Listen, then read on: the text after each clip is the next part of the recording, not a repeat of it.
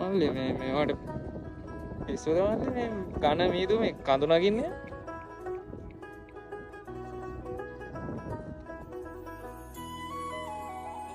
එච්චර මේ සීතලේ